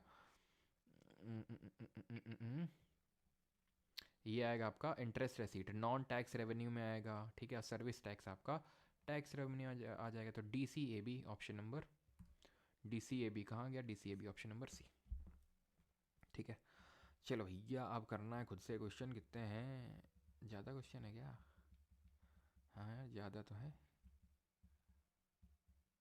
लैफर जी कहाँ दिखे थे? मैं, ये रहे लैफर जी। चलो लैफर जी करो, ये बहुत इंपॉर्टेंट कॉन्सेप्ट है, करो ज़रा, करो ज़रा इस क्वेश्चन को। अच्छा ही क्वेश्चन है ये, जो लोग भाग गए अगेन। ठीक है,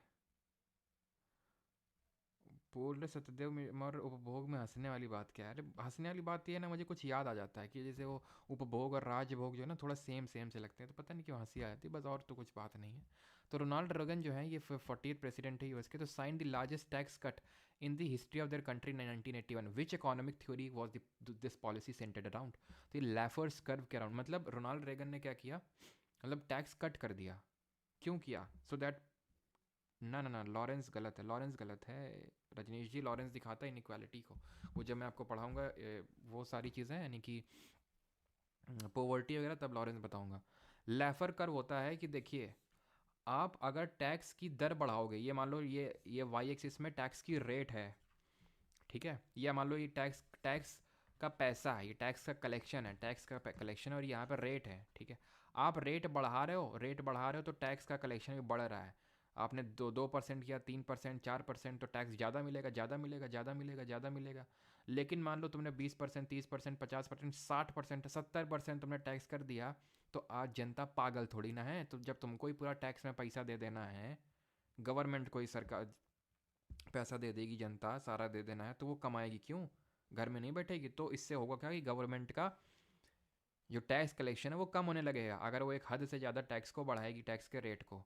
तो ये उसको बोलते हैं लैफर्स कर्व, जो कि बेल शेप का होता है, घंटा के शेप का होता है ये। ठीक है, बेल ऐसी ही तो बनती है घंटी हमारी ना, टन बजा दो इसको। तो बेल शेप का जो है कर्व बनता है हमारा Laffer's curve, option number A. Lorenz curve जो है वो इनइक्वालिटी से रिलेटेड है, ये चीज़ ध्यान रखिएगा। ठीक है, और कोई नया क्वेश्चन देख लेते हैं, तो नहीं है। इंपोर्ट एक्सपोर्ट पे कस्टम लगेगा, 100 भी कर लोगे।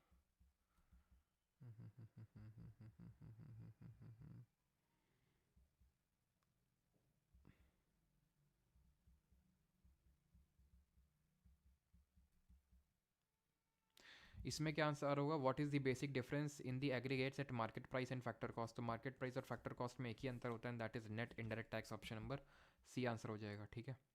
Dash is an item for which both GST and central excise, ये भी हम कर चुके हैं कि जीएसटी और सेंट्रल एक्साइज जो इसमें दोनों में लगता है, तो वो क्या है हमारे? ये हो जाएंगे तम्बाकू और ये सब tobacco and tobacco products.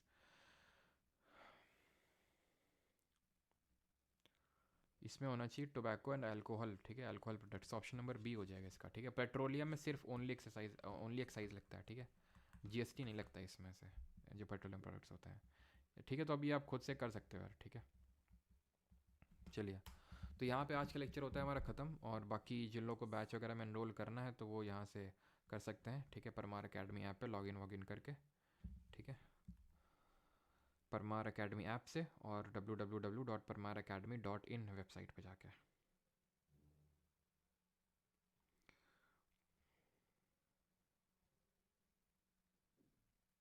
Sir मैं इस चैनल पर नहीं हूँ, तो सर मैंने पहले जीएस पढ़ना है और आपका पीवाई की सीरीज़ फॉलो कर रहा हूँ, तो क्या सर आपका किस एग्ज़ाम डिपेंड करता है ऋतिक, ठीक है, पीवाई की सर तो। अच्छा, जीएस पहले पढ़ा है आपने और आपका पीवाई की सीरीज़ फॉलो कर रहा हूँ, तो क्या ये सीरीज़ फॉलो करनी है? अब आपने किस लेवल का पढ़ा है वो डिपेंड करता है, बाकी आप पीवाई की सीरीज़ अटैम्प्ट करके देखो, अगर सारी चीज़ें ठीक है तो पीवाई की सीरीज़ में रेगुलर रहो उसी पे ही, ठीक है। बाकी अगर आपको नीड लगती है देन है बैच। वैसे तो मैंने फ्री इसीलिए लेक्चर कर रखे हैं, अगर मान लो कि आपको ये रेवेन्यू और कैपिटल वाले में दिक्कत थी तो आप आओ और पढ़ लो। मैं टेलीग्राम पे पहले ही बता देता हूँ कि ये आज का टॉपिक रहेगा, पहली क्लास शेड्यूल हो जाती है, ठीक है, ठीक है। तो आप उसको आप कर लो यहाँ से, आपको उसके लिए बैच में एनरोल करने की ज़रूरत नहीं है भाई, ठीक है, अगर आपको लगता है कि एक ही दो हमें टॉपिक पढ़ना है।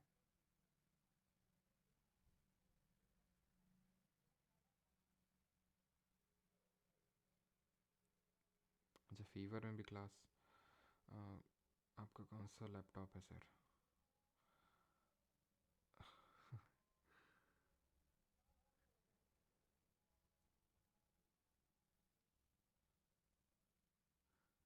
आई love you sir ji, Harsh Khatri. अरे हर्ष जी, धन्यवाद।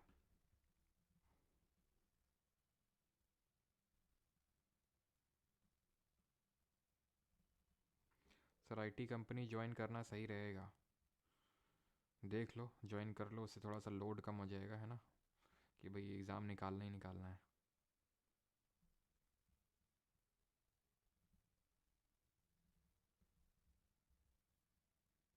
ऐसा लगता है कि आप खुद कन्विंस करते हो कि मत लो बैच। अरे नहीं भाई, ऐसी बात नहीं है। अगर नीड नहीं तो ज़बरदस्ती थोड़ी ना मैं बोल दूँ कि नहीं बैच लेना ही लेना है। अगर आप किसी ने चीज़ें कर रखी हैं और अगर ठीक है, अगर कर रखी हैं तो पीवाई की सीरीज़ करो, अगर टाइम उतना नहीं है। जबरन थोड़ी ना मैं बोल दूँ कि बैच ले लो, नहीं बैच में ही सारी एकदम सोना खजाना पड़ा हुआ है। बैच की वैलिडिटी डिपेंड करता है, वो 1 साल का भी ऑप्शन भी आएगा और लाइफ टाइम वैलिडिटी का भी ऑप्शन आता है, दोनों आते हैं। बाकी जो पुराने बैच के स्टूडेंट हैं उनको लाइफ टाइम वैलिडिटी का ऑप्शन मैं खुलवा दूंगा उसमें। अच्छा रजनीश, एयरफोर्स से हो क्या?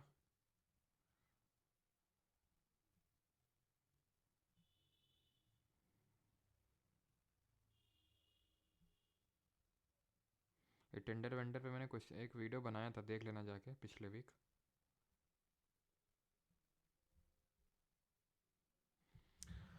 चलो भाई, धन्यवाद, खाना वाना खाओ जाके, खाने दो हमको भी। ठीक है, मिलते हैं कल और पढ़ेंगे कल इन्फ्लेशन मुद्रास्फीति, ठीक है, थैंक यू।